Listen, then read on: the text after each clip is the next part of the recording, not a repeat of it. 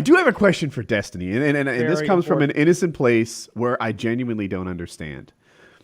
Voter ID laws are said to be like very, very negative towards poor people and black people, right? Yet, my area had the projects, and it seemed like poor people and black people I knew had IDs. Why is it that when you request an ID, it's so slanted towards like making black people unable to vote?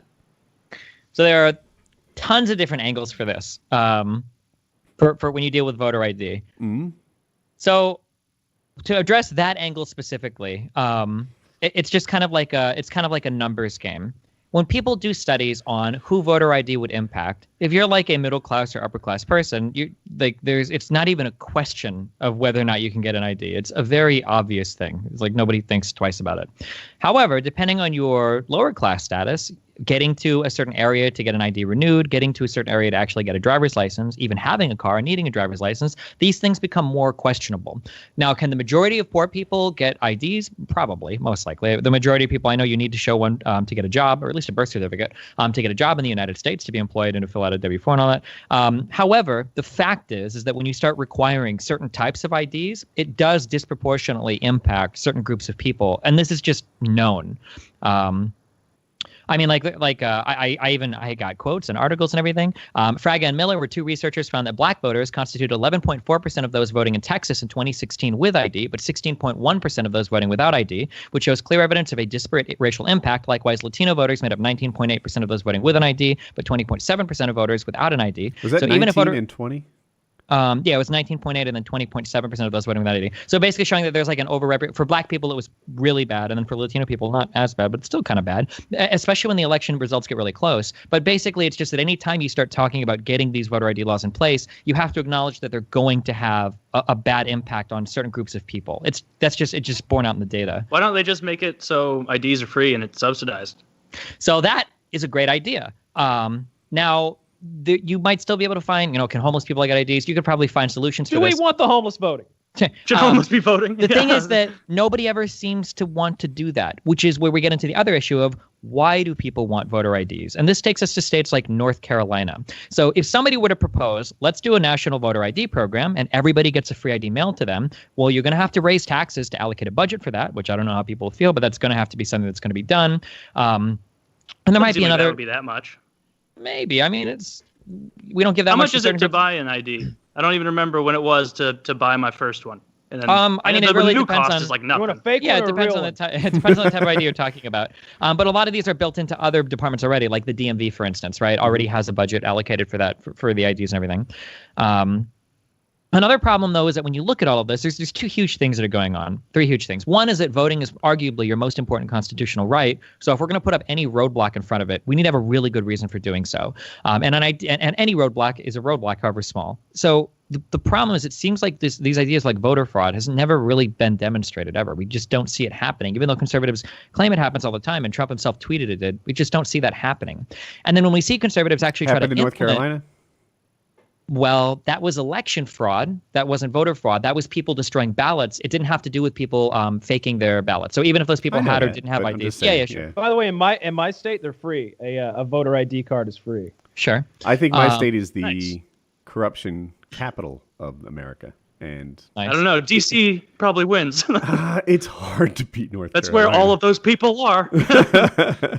Our state level stuff is next level. Anyway. Did you see that? Like some infographic the other week came out and it was like all the richest counties in America. And it was like exactly all the ones surrounding DC. Like all of those, I don't know. That was surprising. Yeah. Not really though. Because of course they're fucking loaded.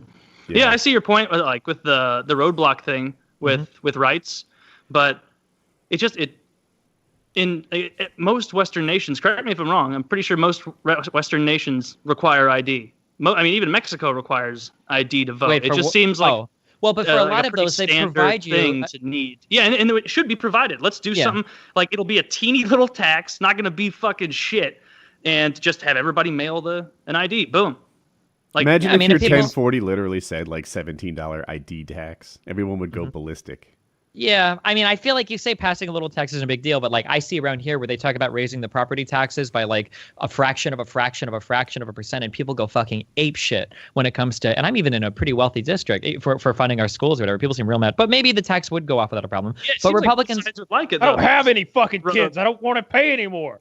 Yeah, it seems like people aren't generally suggesting these things. So when you look at like how things played out in North Carolina, when Republicans tried to implement voter ID, they went hardcore fucking surgically targeting black people. They closed down certain voting polls that were predominantly used by black people. They made it so that absentee ballots were allowed to be mailed in 13 days earlier. They changed that to 7 days earlier. And it turns out that black people tended to vote earlier into the absentee period than later.